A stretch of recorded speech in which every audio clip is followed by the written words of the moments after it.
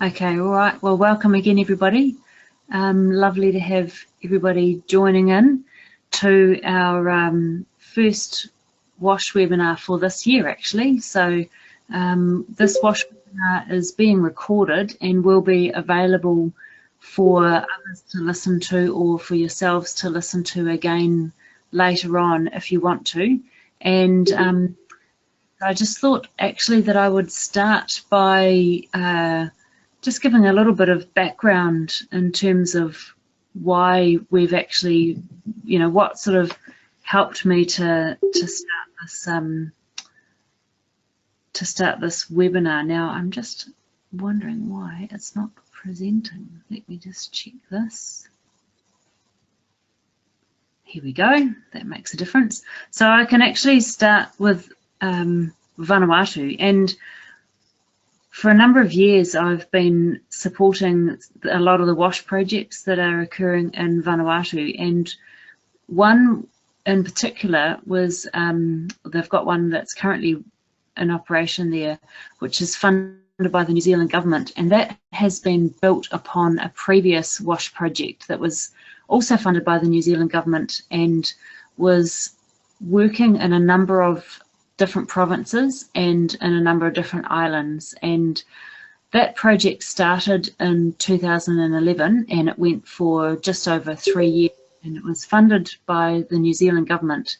And after the project had finished, the New Zealand government said, well, we would really like to do some evaluations on those WASH projects, and we would like to find out what's actually happened to them. So it was a year after the projects had completed, and ADRA wasn't part of the review or the evaluation, but a number of people from the New Zealand High Commission based in Vanuatu attended, and also people from the water department, which is the government water department that looks after geology, minerals and water resources in Vanuatu. And what they found is that about a third of the systems weren't working properly. And that was quite disappointing for ADRA because, ADRA's worked really hard there to get the systems up and running, but it was also a good learning curve, I think, to figure out, okay, what are some of the challenges? And those challenges included, lack of community engagement.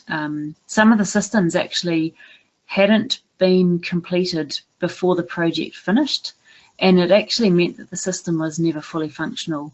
There was a tropical cyclone that occurred, created some damage, and some of those systems didn't actually recover from that. And then there were also land disputes, particularly around the water source area and access to the source, but also around the location of some of the pipelines as well. And of course, the water committees in some of those systems actually were not functional, and that had quite a big impact, I believe, on how those systems worked or didn't work. And so the fact that we had this review actually got me thinking about governance and sustainability. So I decided to, do a bit of research and discover whether this is actually something that's just a problem for ADRA or whether it's a little bit wider. And I was interested to see some statistics that were collected by WaterAid, and this graph has actually been put together by WaterAid, and they specialise in doing water and sanitation and just solely focusing on water and sanitation. And so they did a review of projects in Tanzania, not just WaterAid projects, but across various agencies. And what you can see is, and I believe that this is the only analysis that's been done quite like this, where they've looked at the percentage of systems which are still functional and the time in which they were completed. And this was a study that was done in 2006. So what I was interested to see is that even 2004 for systems that were finished in 2005, they've got 80% of systems that are functional. So there's never really 100% functionality in WASH systems.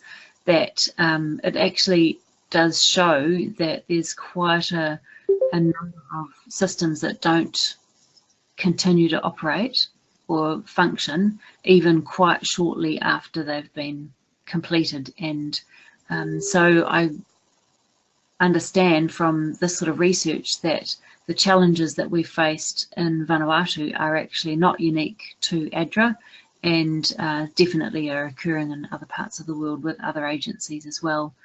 So I then did a bit of extra research, and I had a look at some of the studies that have been done by other agencies, and certainly the UNDP has notably made a comment about a water crisis being a crisis of governance. And CARE in the US did some studies, and they discovered that 30% of water systems in sub-Saharan Africa fail prematurely, and as much as $1 billion US is wasted on WASH projects because of premature failure or inability to be sustainable. And part of the points that CARE has also raised is that really there's very little work that's done to evaluate and monitor projects after they've been finished, with less than 5% of water points being visited post-implementation, and only less than 1% of them actually receiving long-term monitoring. So the fact that, going back to Vanuatu, we even had a donor that was interested in going back to look at the systems after the project had finished is actually quite rare, whereas a lot of donors just don't have the funding available, and certainly I think in the ADRA network we don't have the funding available to go back to sites once a project has actually been completed. And a lot of that is because we tend to work in really remote areas, and we have we just simply don't have the funding available to go back. So I thought I'd look at the various levels of governance, and governance means a lot of different things and can have a host of different levels as well. So at a global and national level, governance means advocacy and regulation. So the regulatory environment that is put together at a global and a national level, and more hands-off, but actually is providing the frameworks and the environment under which the other levels at either a country or regional or community level can operate. And so at a municipal level, a municipality may be involved in coordinating WASH actors, those who are actually implementing WASH projects. In some cases, they may be involved with directly implementing WASH projects as well, but generally speaking, they will be providing technical support and training and guidance from a municipal level. And then we come down to a community level where you've got water committees, you've got connections to the community, connections to the municipality, setting of fees, those sorts of roles of governance that a community may be involved with. And of course, then we have a household level of governance where households will be involved with managing systems at a household level, understanding their rights, having access to information, and knowing what to do and who to tell if there's a problem. And I think that from an ADRA perspective, that ADRA is most commonly involved at a community and municipal level, and somewhat involved at a national level, maybe through various ministries, through clusters, but perhaps less so involved at a global level, although I know that ADRA International is doing some work very recently to become more active at a global level.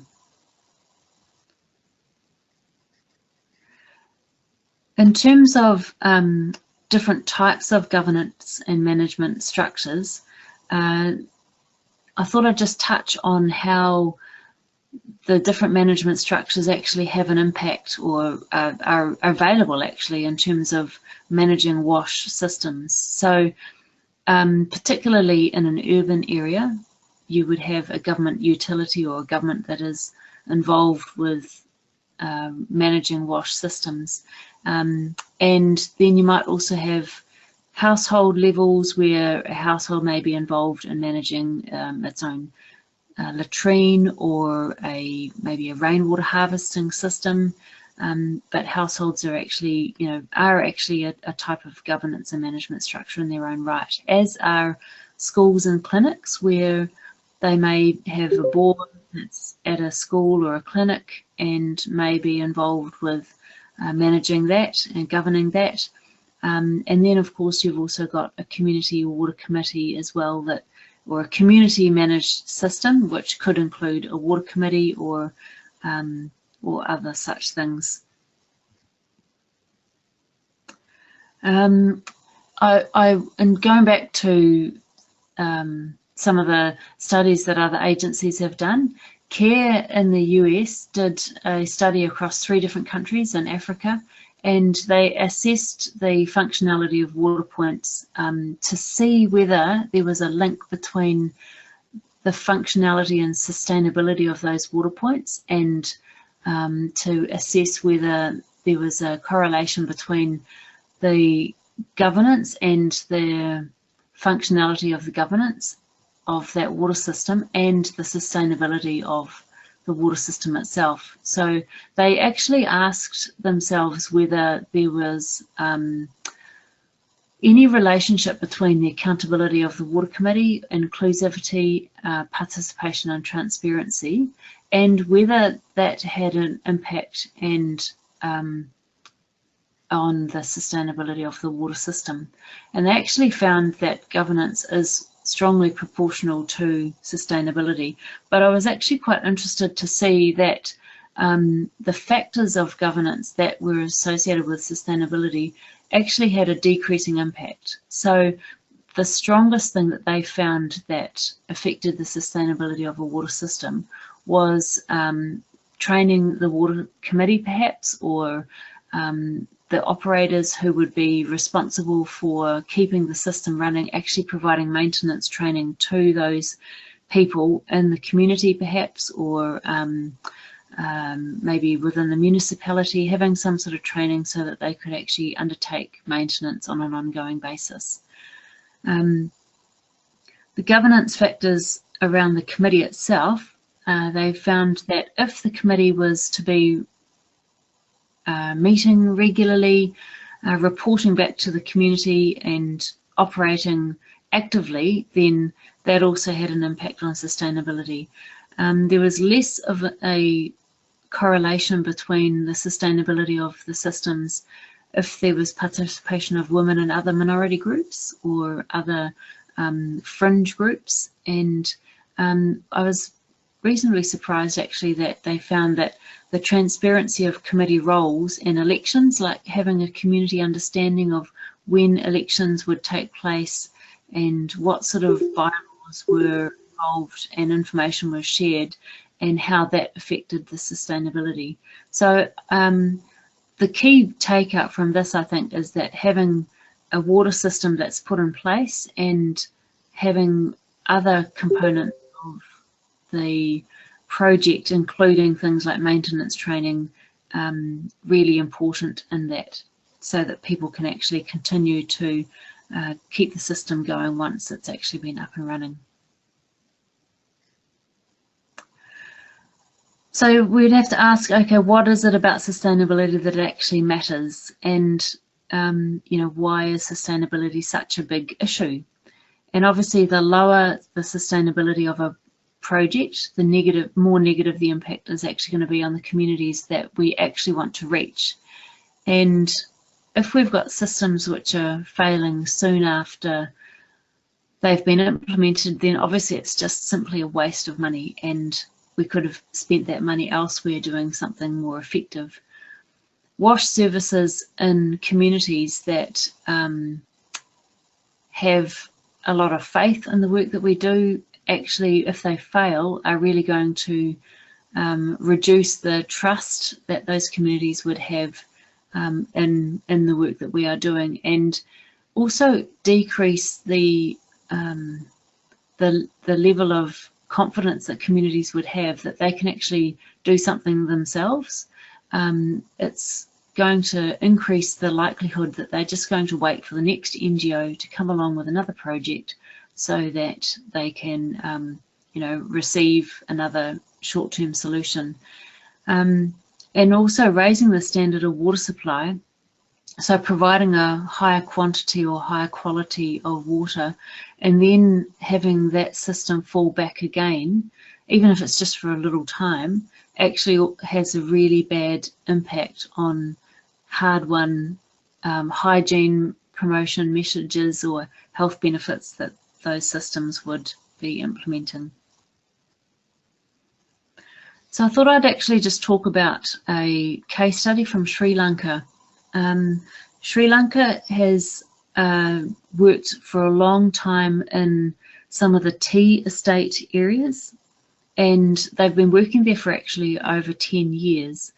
And they're also doing ongoing work in those areas, which has meant that they've been able to go back and continue to monitor the effectiveness and the systems that are working in those tea plantation areas, where even though they're no longer working in WASH in every single community, because they are still working in the region, they are able to just keep in touch with those communities and to continue to see how well they're going. And it's really surprising and very promising to see that there's a high proportion of systems in the tea estate areas which are still going and still operational, even a considerable number of years after the projects themselves are finished.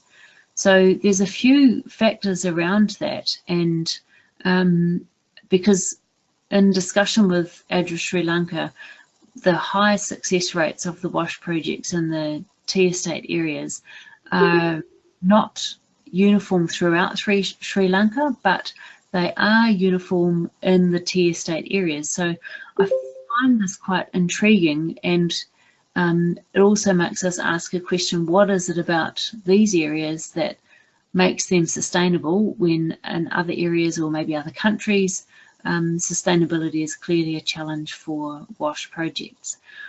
One of the things about the populations in the tea estate areas is, although they're socially disadvantaged, they actually have been active or residing in the tea estate areas for a number of different years. So well over 150 years. The populations were brought in to work specifically in the tea estate areas under the British regime, and so they've been there for a long time, but they're stable.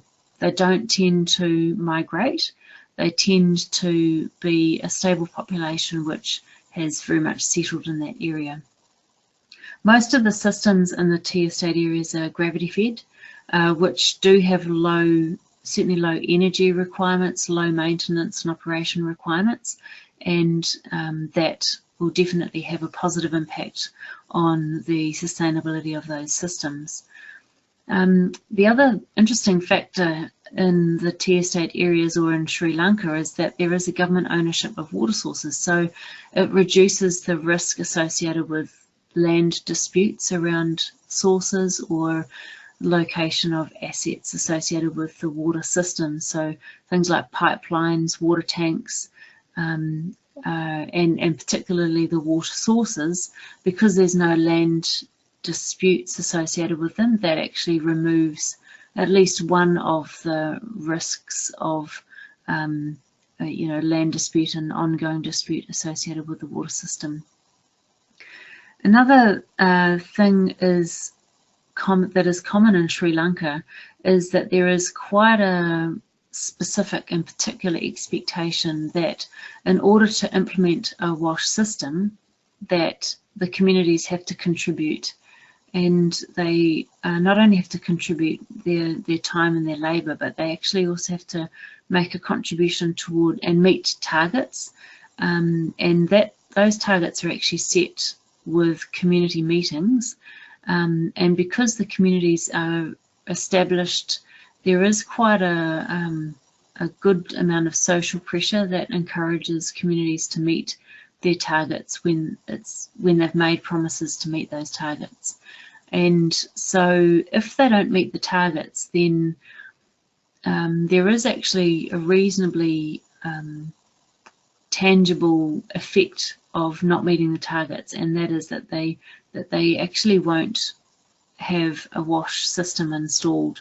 And it might be a bit of a tough love approach, but because it's a common approach amongst all of the INGOs, then it's something that is consistent, and communities actually understand that, you know, if they don't meet those targets, then it doesn't matter whether it's ADRA or another INGO that they're working with, then they're simply not going to have a completed wash system. Another unique thing, I think, from the tea estate areas in Sri Lanka is that there is a tax system in place in Sri Lanka which actually funds government utilities and government departments to provide ongoing follow-up and monitoring. And that was a program which was launched just in 2016, but it's actually allowed the government departments to have a funding base that they can go and monitor and provide follow-up support to those systems.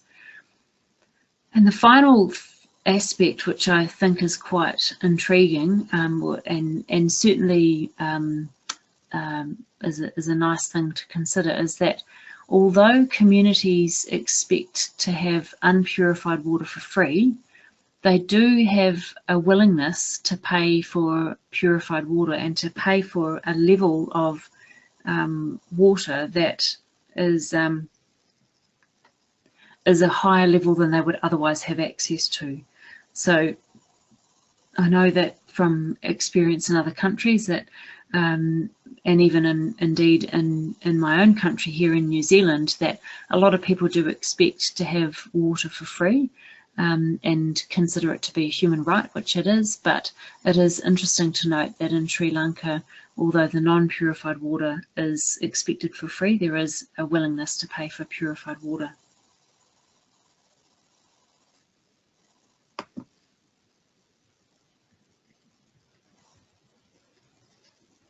So these are actually some of the systems that, the gravity-fed systems that you can see. These ones are funded by Japan and are, yeah, actually quite nice looking systems, I think, with tanks and a valve set up there. So in terms of bringing us back to Vanuatu and the system that we had, or the project that we ran, which started in 2011, which had, you know, maybe we would say a typical sustainability if we compared it to wash systems in other countries and with other agencies.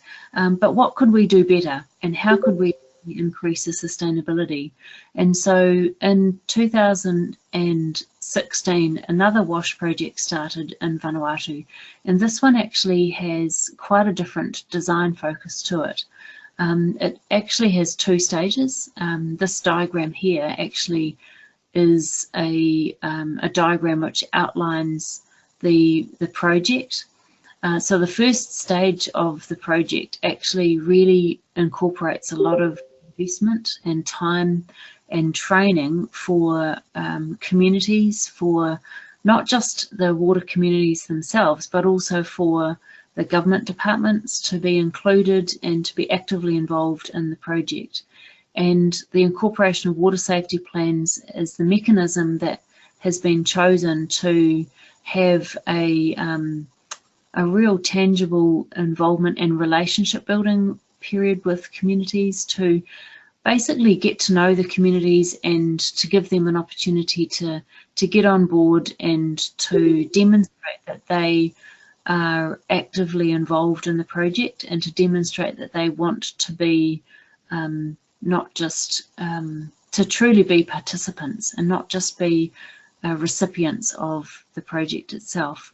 And the idea with having a two-stage project is actually to also make sure that communities meet targets and deadlines before they actually move on to the second stage. So the first stage of the project is where a lot of the software side of the project deliverables will be met, and fast DRR training, climate change training will be incorporated or are being incorporated into that first stage.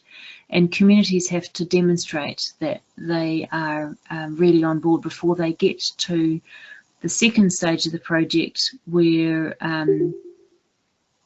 the physical infrastructure side of the project would be implemented.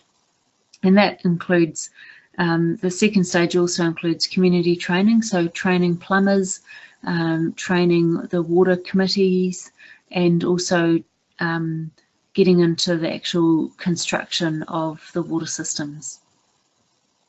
So it'll be interesting to see through this project what the differences will be in terms of sustainability and the success of these projects. And this project was put in place actually before the New Zealand government did its post-project evaluation of the earlier project, but it was already recognised that getting communities to be more involved and engaged and to be more proactive about meeting their targets was a challenge from the first project.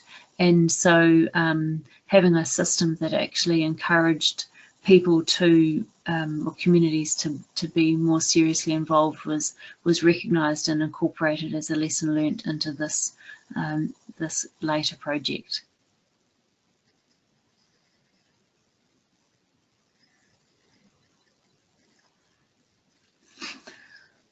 As part of the research that I've done, and also the experience that we've had with a lot of WASH projects, I have put together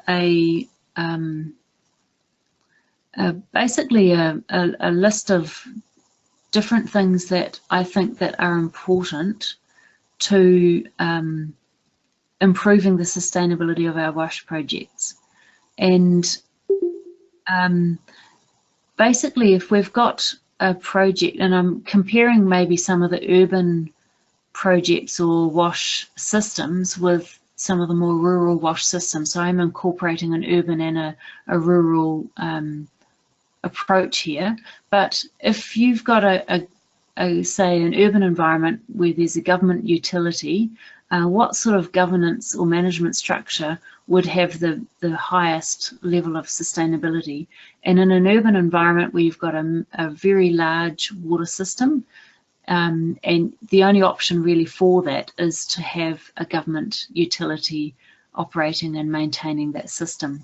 Its requirement for ongoing maintenance and technicality is such that it's really way beyond the scope of any other type of governance and management structure.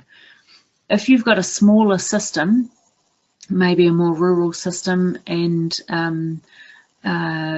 something that maybe there's a rainwater harvesting system, then I think that having a household owning, operating and maintaining and governing its own system really does provide a high degree of sustainability as well. And I think that the larger the system, where you maybe have a gravity feed system which is not managed, well, it covers a big footprint.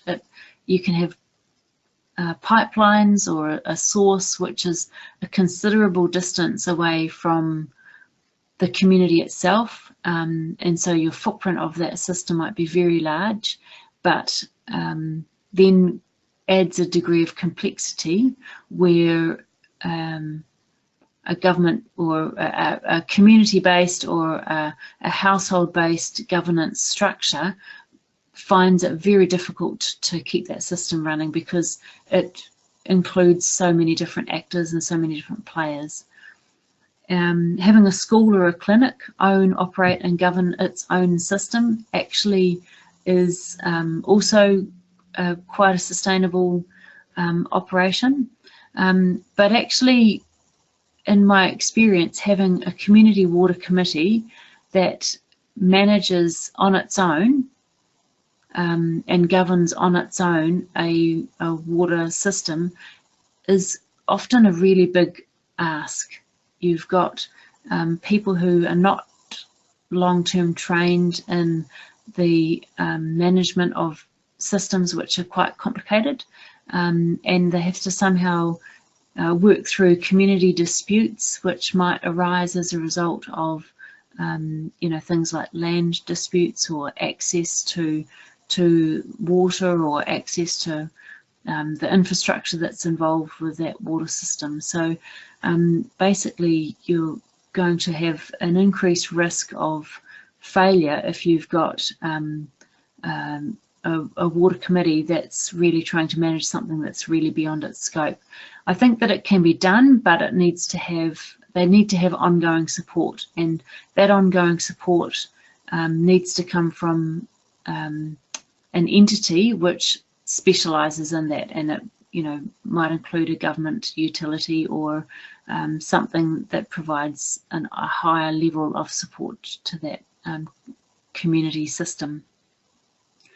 Another component to sustainability is the regulatory environment. And so if you've got a regulatory environment which is adequate and is adequately enforced, then you're going to improve the chances of sustainability of your water system.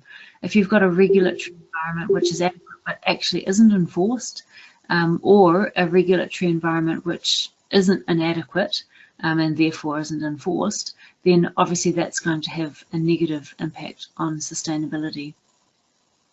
Another component to the sustainability will be an income stream available. So if you have, such as in Sri Lanka, a tax base where the government is able to provide ongoing funding to water systems, then that's going to have a positive impact on the sustainability and long-term functionality of a water system. If you've got some sort of functioning user pays, maybe which is regulated and through water metering, then you're also going to have a level of sustainability which is longer term, and the income stream through lump sum water fees or a community-based water system where households are expected to pay based on the number of people perhaps that they have, or the fact that they're actually part of a water system. In my experience, and I've yet to really see this actually work in the longer term, where communities actually collect and keep funding finances which are stored away or saved away for maintenance down the track. It seems to be very difficult for communities to actually collect this, and in a lot of cases what seems to be really common is that a community will see a system which is functioning very well, and they'll think, well, why do I need to pay? Why do I need to pay my fee when the system is running? And yet when the system stops running, they'll say, well, why should I pay for a system that's no longer running? And so it can be really difficult to extract funding from households in those circumstances. In some cases, there will be a system where households are expected to pay when maintenance is required. But by that stage, you've got it's rather reactive, and you've got a situation where maintenance is required, which often means the system's already not running, and therefore there's a level of urgency. People don't have access to water, and they're expected to somehow cough up money on the spot or without much warning, and without the ability to maybe put money aside for it over a longer period.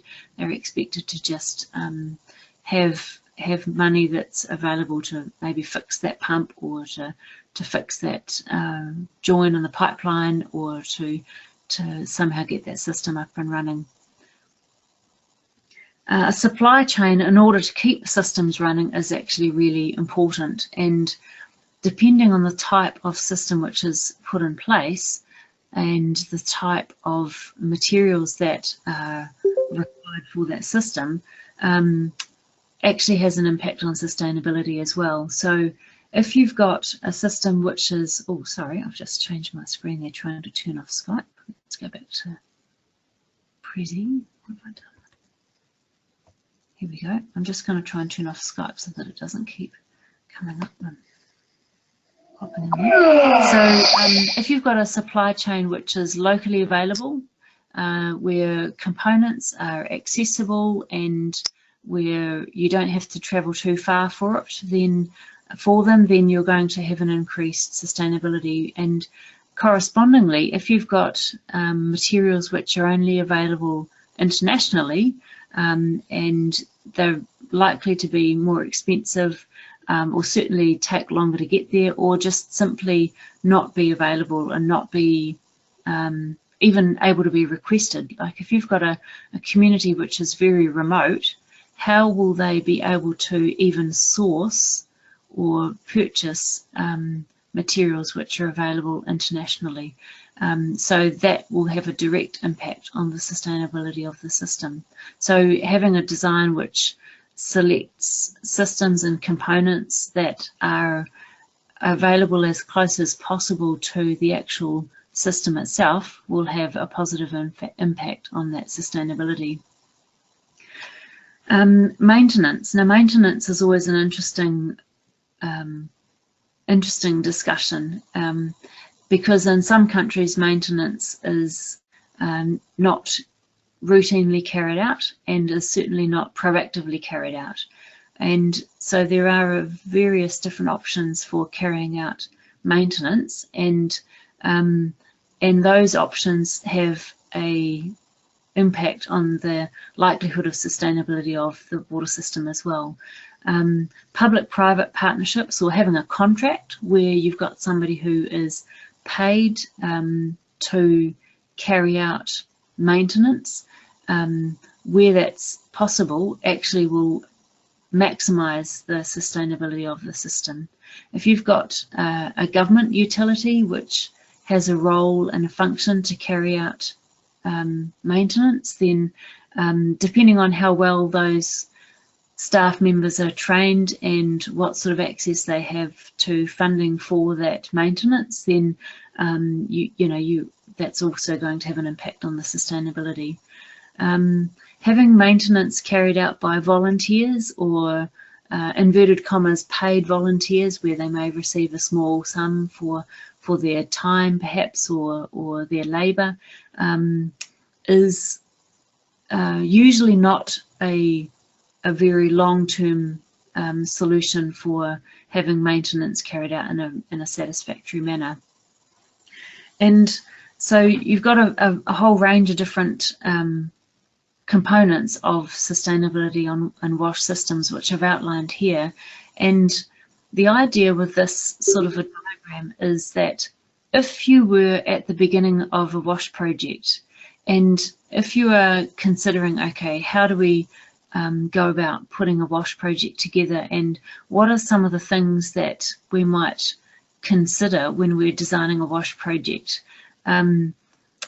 you could look at a chart like this, or a table really like this, and you might look at the 5 lines of components of a WASH system, and you might say, well, where would we fit in each of these columns, and what impact might that have on the long-term sustainability of a WASH project which is yet to maybe be put underway. So, for example, if you have a proposed WASH project, you might be able to use a table like this as a go, no-go decision matrix, because you could say, well, okay, if we've got a bunch of different factors here, and most of our situation fits down at the lower end of this table, then that will give us an indication of where this project might ultimately end up being in terms of its sustainability. So, for example, if you've got a governance structure which is really only possible to have a community-based governance structure, and got a regulatory environment maybe which could be an adequate regulatory environment, but maybe the enforcement is lacking. If you've got perhaps a situation where you don't really have a way to form an income to upkeep that system, to maintain that system, and if you've got a lot of components which are maybe only available internationally and you're expecting volunteers to try and carry out that maintenance, then you're really going to have a decreased likelihood of long-term sustainability for that project. But if you can somehow include factors which are at the higher end of the sustainability scale, then you're going to increase the sustainability of that project in the longer term. And maybe it's something as a network that we need to be looking at to say, okay, what are some of the factors, the precursors that we might have even at the beginning of a project, to help us, decide, okay, which are the factors that are going to maximize our sustainability, or how can we make sure that our project actually has factors to it which increase the chances of this project being sustainable even well beyond the implementation of the project, and well beyond the life expectancy of the components as well.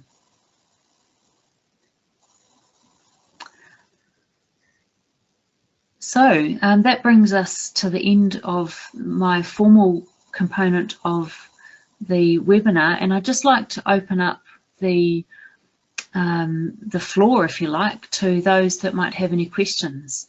Now, I haven't been able to keep an eye on the chat messages as well as talking, so let me just see if there are. I can't see any questions in the chat, so perhaps if someone has any questions, or if you've got any comments, or if you've got any experiences on how some of the ways that projects that have been run in your various countries have been successful or sustainable, it would be really interesting to hear from you.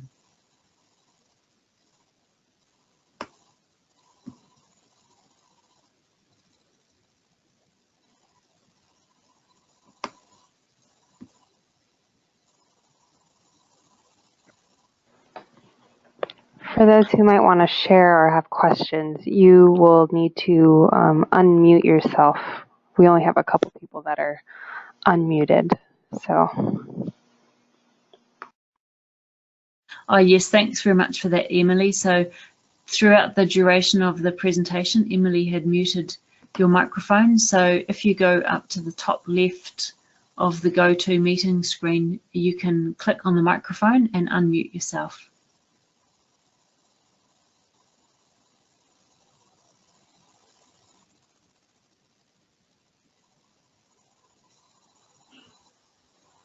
Hi, Victoria. Hi, Sahara. Hi, yeah, sorry I popped in late. Well, you know my laptop, I'm always having problems with my microphone.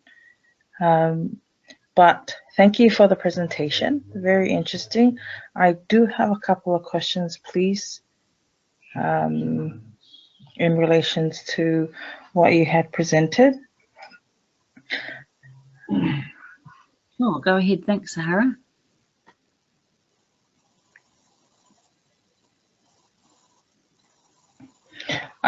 With the Water Committee and the issue with sustainability and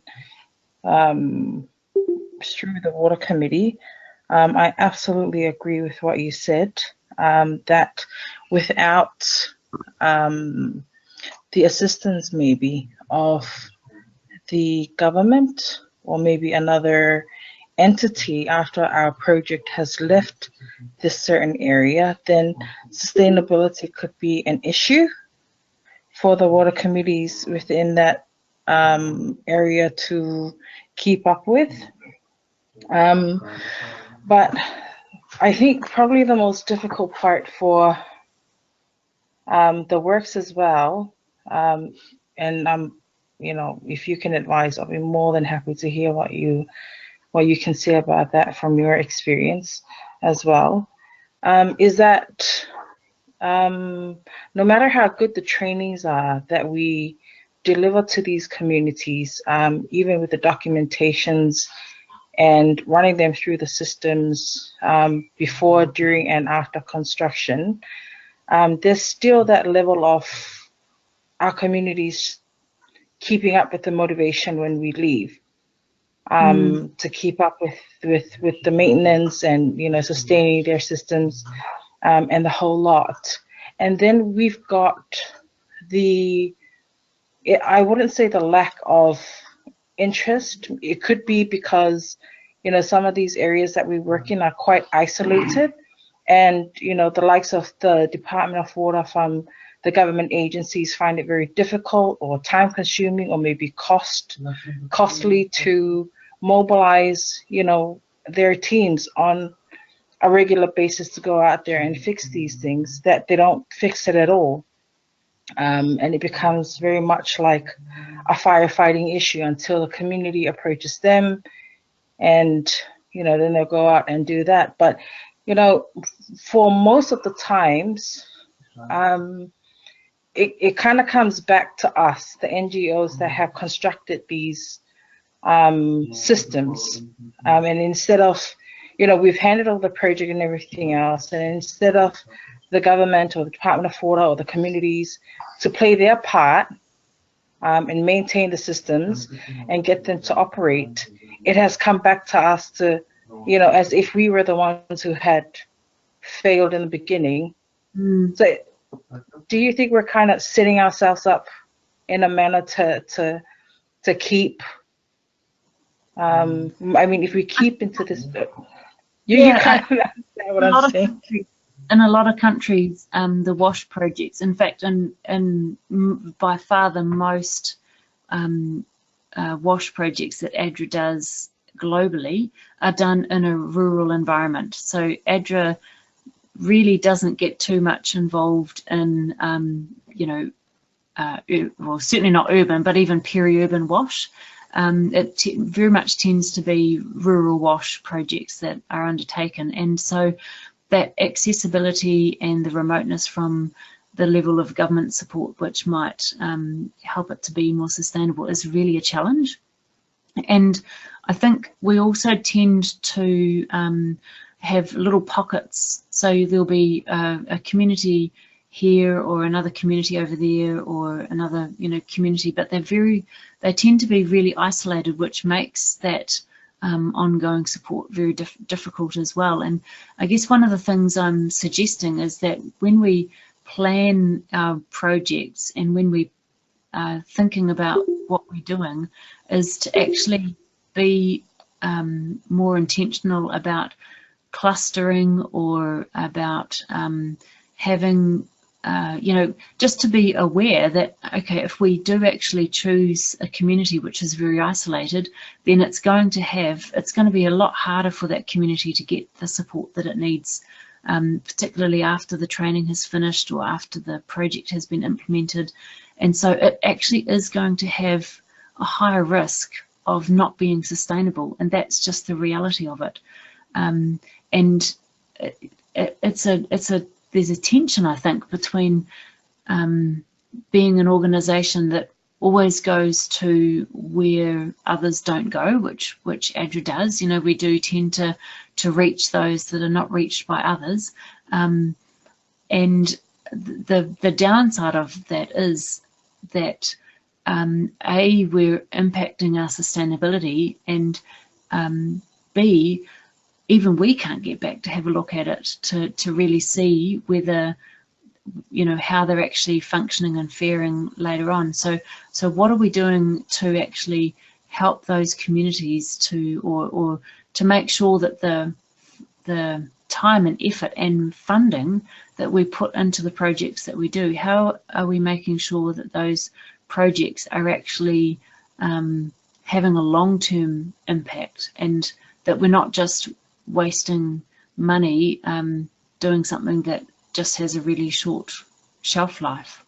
And so I guess I'm just wanting to really start plant a few seeds in terms of thinking about, okay, what is it when we're planning these projects that we're doing to maximize, or to at least recognize the decisions that we make and the choices we make and the impact that that is likely to have on long-term sustainability. Because there is only a limited amount of work that we can do to, you know, we're not going to be able to, in a single project, for example, change the way the government interacts with an individual community. So how do we be realistic about the framework that we're working in a particular country, which is, you know, maybe say the capacity of the government to provide ongoing support?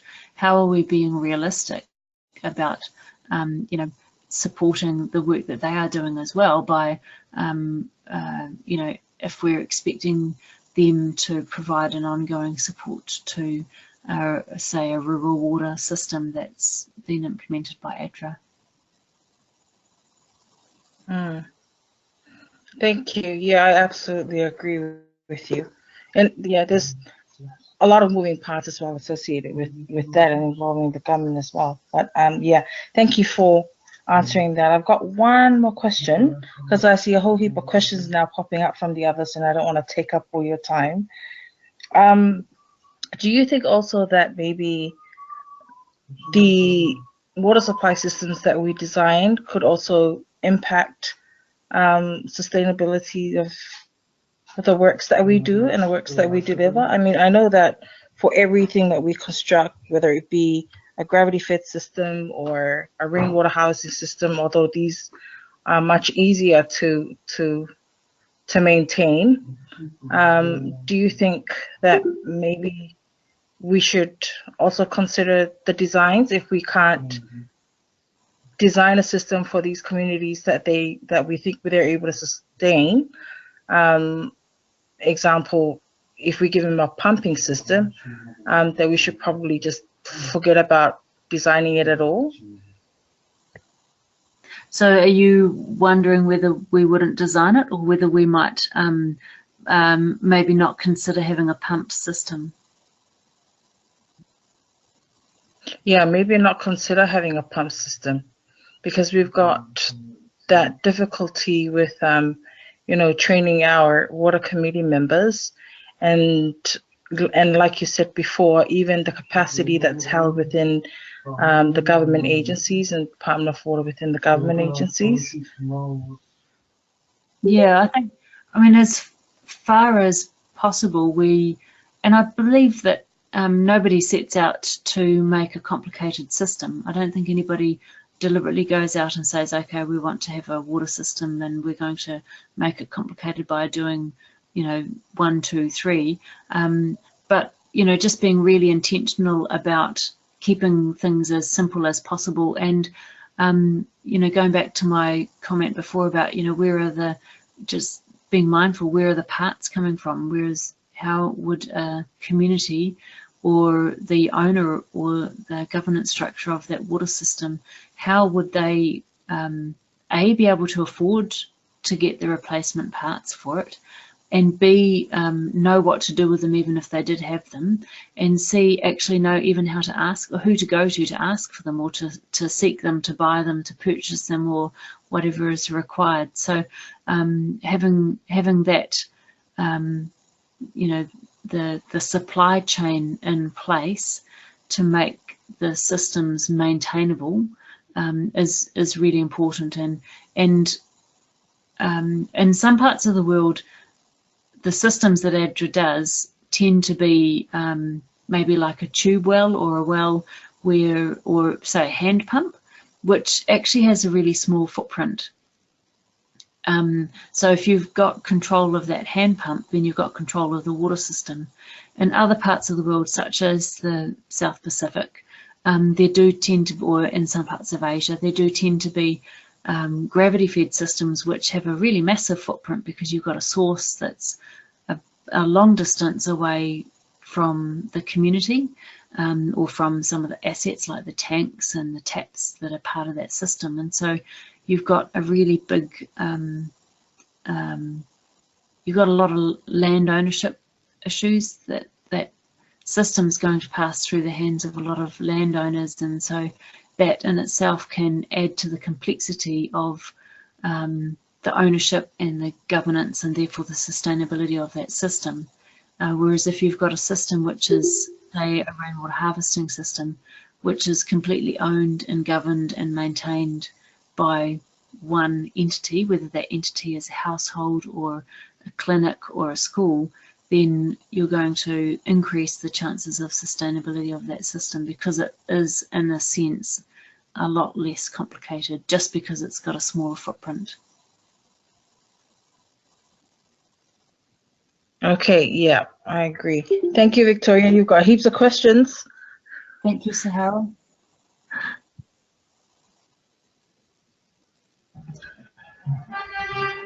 Hi, Victoria. This is Oscar. Hi, Oscar. Hi, thank you very much, Victoria, for this wonderful presentation, and also for bringing me back good memories and good time spent in Sri Lanka. And you were talking about the experience in water feeding project in Sri Lanka during the tea states. Fortunately, I got there when the project was finished, and I had to participate in some opening ceremonies of these water systems. But I would like to share one of the small lessons learned on this project. Just after finishing the project, all the steam was already handed over. We started getting some claims from the people, the beneficiaries. They're saying, why you don't give us back the money that we saved? And we opened the eyes and said, what is going on?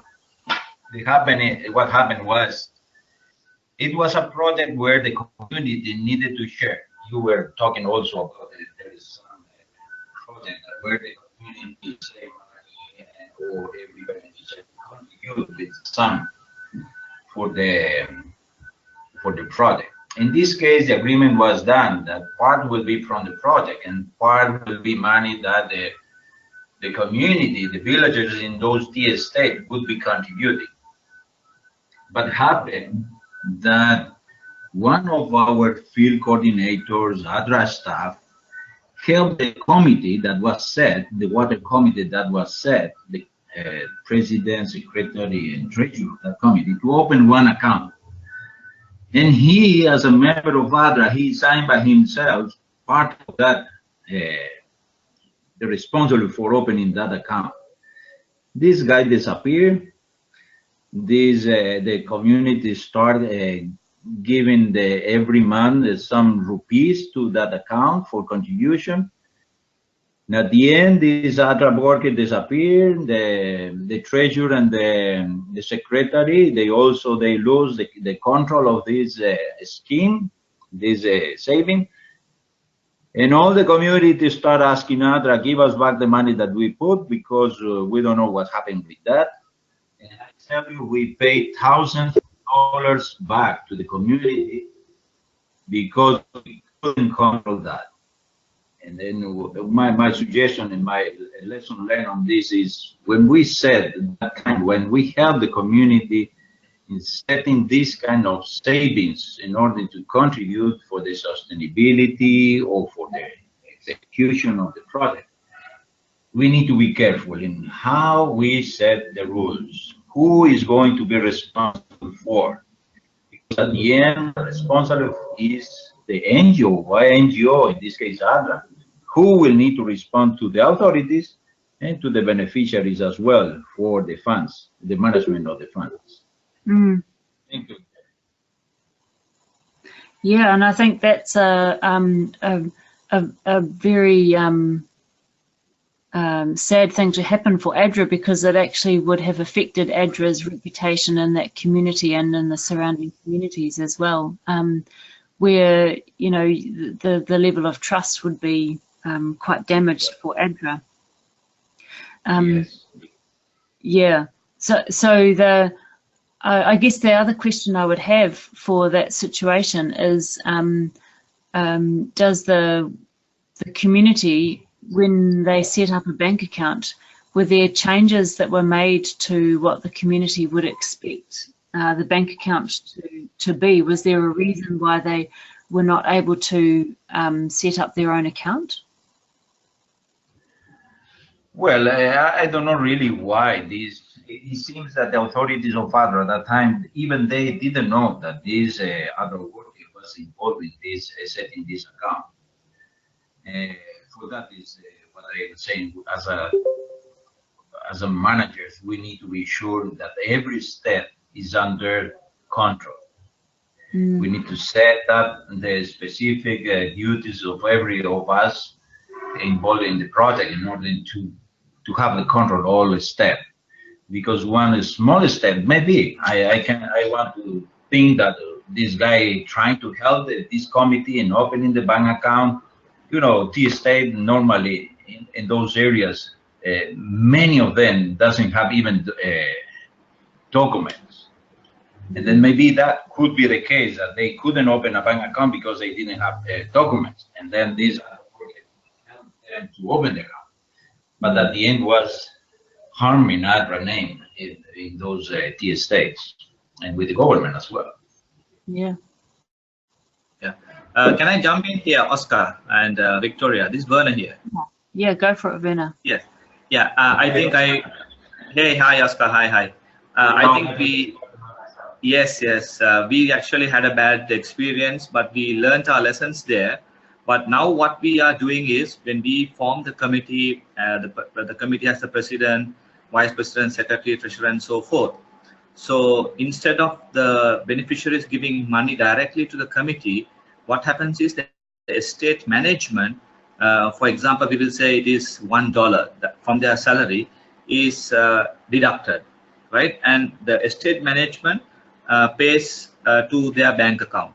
So we have like streamlined in order to, you know, make this process very simple for everybody, so that you know, the money will not get lost. And in that way, now for the past number of years, the new gravity-fed water systems that we have constructed is running like that. So it's from their salary that the money is deducted, and the estate management pays to the bank account. So those days, here's the, you know, the ADRA staff, they said, okay, we are going to open an account, and they opened the account, and the money was going taken from the beneficiaries and put in the account. So there was no one to, you know, monitor that. But now we have changed the system, and now it's going off their salary. Oh, thank you, Werner, for hearing that. Really appreciate it. Yeah, thank you, Werner, very much for sharing. I think that when I think about the tea estate example and the Sri Lankan example, it's like I'm sure that one of the reasons why, and there are many reasons why those systems are sustainable in the long term, but I'm sure that one of the key reasons is that the way the tea estates are set up, where that is a type of almost like a utility or a government system, where the maintenance there's definitely a control of the salary that is taken from, or the contribution from the salaries from the workers, and then they are responsible for making sure that the maintenance is done. And so it's almost like having a little government that's or a little utility which is responsible for that entire system, because they are also responsible for everything from the source right through to the distribution point. Yes, yeah. I think now also we have done a small modification on the gravity-fed water system where we have introduced a chlorinator, and so before it goes to the storage tank, it's self-chlorinated, and so the people are aware that they're getting purified water, so they're willing to pay for what they're getting, as what you mentioned even in your presentation. And within the next 4 years, I think we are going to put up 20 such units, 20 more gravity-fed water systems in the tea estates. Yes. For those of you that don't know, ADRA International is also implementing something called a water kiosk, and that is treating water, purifying water and selling it in a vending type situation. So it's like a vending machine that will dispense water, and it's still a prototype. There's a couple of them that are either pretty much on the way or very soon to be implemented. And I would be really interested to see how they are received as well, where again, it's like it's not just water that's being delivered, it's actually purified water, and people will pay for that water, and I think that they will be willing to pay for that water because they're getting something that of a much higher standard than they could otherwise get. In a similar way, Verna, to the chlorinators and the treated water in the tea estates in Sri Lanka. Yeah. Mm-hmm. Hi, Victoria. I kind of wanted to just jump in. We have several questions in the chat, and I know we don't have too long left. So I just kind of wanted to shift gears a little bit to some of those questions, if that's all right. Yeah, sure. Let me just read through them. Yeah, so I have the first one here from Sharon, and she says, I'm hearing that water user committees are on the way out and business models are on the way in. What are you seeing in relation to this, and what are the implications for ADRA, which most often relies on a water user committee type approach? Yeah, I think from my perspective, the answer to that is yes, ADRA does use water committees, and it is a mechanism which is really common. But because they're not in a situation where, they're mostly volunteers and they're community-based and they just don't have the expertise to be taking on a lot of the responsibilities that are required to keep a system running, I think that they can work, but they just need more external support. There needs to be some mechanism which provides ongoing support to them so that they're just not abandoned after the end of the project and left to their own devices, because I just don't think it's fair on them. Even just to try and settle some of the disputes which will inevitably arise, they really just need some, and maybe that's a discussion to be had with other interagency discussions as well, but it just really there needs to be a mechanism looking forward as to how you provide external support to those water committees.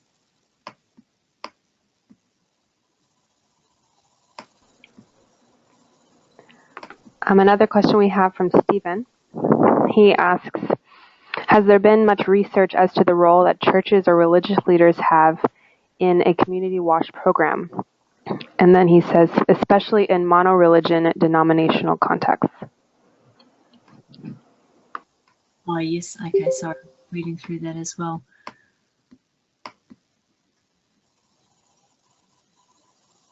I don't know about any research in regards to that, Stephen, in terms of a developmental context, but I do know that if I can draw on emergency response roles, I know that where if you've got a distinct leader, whether they're in a religious context or otherwise, then the sustainability of the system is going to really increase. If you've got like a champion or somebody that that everybody actually respects and listens to, then they will be a really key player when it comes to helping to resolve disputes and helping to make a decision on what is required. I know that I can just think of an example in Myanmar actually, where I visited, well, ADRA was working in a community, and it was a WASH project there as well,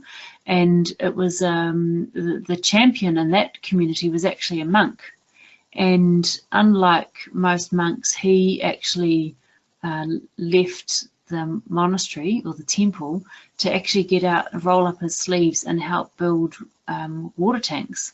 And so he was literally, very literally getting out with the community, and the level of respect that he had to in that community to be able to say, this is what we want to do. He was very proactive in leading and seeking funding for that community. And so if you've got a champion, then your sustainability is definitely going to be increased and maximized in any situation. And certainly the churches would have a great deal of respect and play a very important role in that.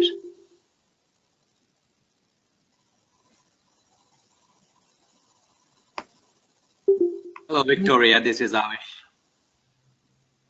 Hi, Avish. How are you? I'm doing good. Good to hear from you after a very long time. Yeah. Well, that thanks. question was, yes, Stephen's question was quite interesting, and I'm drawing my lines from the experiences I had in PNG, wherein the church partnership program, they came together, the religious leaders, and they came up with the theology of development in it, and wherein actually the churches were encouraged to do as much as possible within their communities and also in the church in bringing awareness on different aspects, not only WASH. So that was very interesting, and the Australian government was very happy and pleased because predominantly PNG is a Christian country. Yes. And they are effectively working through the church system, and the church system in turn is quite well connected with the government bodies too, for the sake of transparency and accountability purposes.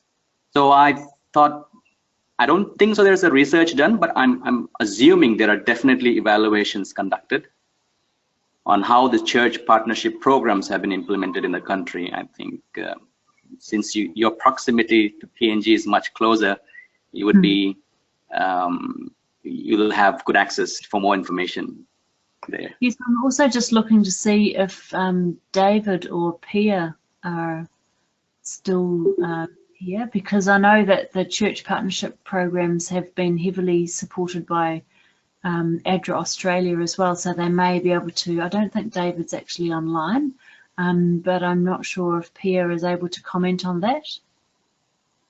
I think she's on, and I think she'll comment. Yeah, I didn't hear the first part because yeah, the internet is very poor. So the question was regarding whether there is any evaluations associated with the church partnership program, and Avish was specifically referring to the Papua New Guinea context, in terms of how that impacts, whether the fact that there is a connection between the church and the projects and the leadership, and the impact of that on sustainability, and how that actually works. There has been some evaluation done, but not a comprehensive one. So there's a lot of anecdotal evidence that going through the church has had a positive impact, but we don't have a more research type evaluation to refer to. But there is no doubt that where churches have such a strong presence in the community, when this church takes it on, it kind of belongs somewhere. Exactly. Yes, where you've got that structure that you can that the project can actually collaborate with. Yep. Thank you, Pia. There is another question here, and I think we've actually just about run out of time, so this might be the last one, and that's from Fadzai. So I'm just reading through it actually. It reads, the remote areas are the most needy in terms of water supplies and are far from government support. I hear what Victoria is saying about the impact on sustainability. Is it possible that our interventions have maintenance funds that take the implementation organisation through monitoring after a set number of years, to sort of have incubation years where we take communities through governance that is more sustainable? The number of years allow for breakdown and assist communities to understand what true governance is. So I think what this question is asking is whether it's possible to basically finish the WASH project or the construction and then have a certain number of, a certain time afterwards to implement maintenance and to provide support to the communities. In answer to that, I actually think that the idea, a lot of this actually stems from the donors. And when I say donors, I mean government donors. And maybe this is something that needs more advocacy, because many donors just simply don't provide funding for ongoing work. They are interested in seeing a project to be finalised, but it's you know, it's a lot more difficult to attract the funding to then go back afterwards and to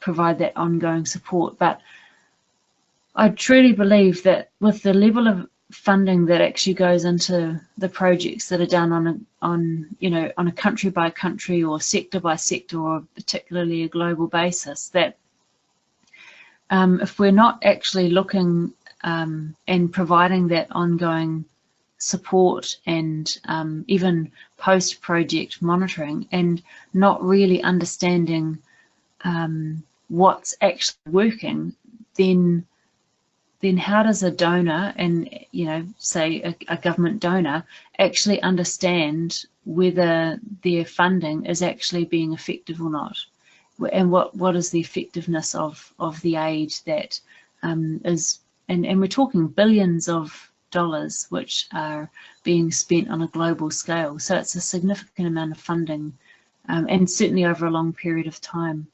So, I mean, I agree with you, Fadzai. It would be really awesome to have projects which finish the actual construction early, which then allows for maintenance and that ongoing support. And perhaps that is something that could be incorporated or at least attempted in a design phase.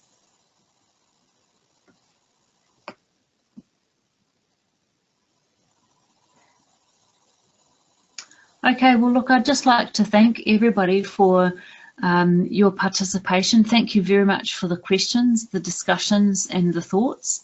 And also thank you also to Emily for the support that you've provided in setting all of this up.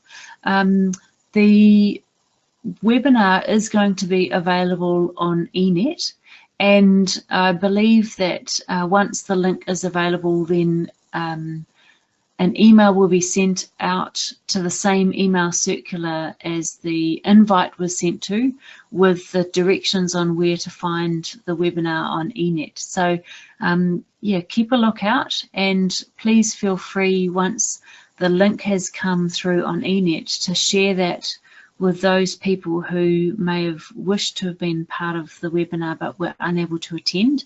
And whether they are within ADRA, I think that there may also be a possibility to share the webinar with those who are outside ADRA, who don't have access to eNet. If that's something that you think would be useful, please feel free to let us know, and we can do our best to make that available. And also, if you have subsequent questions or topics that you would like us to include in future webinars, we'd love to hear from you.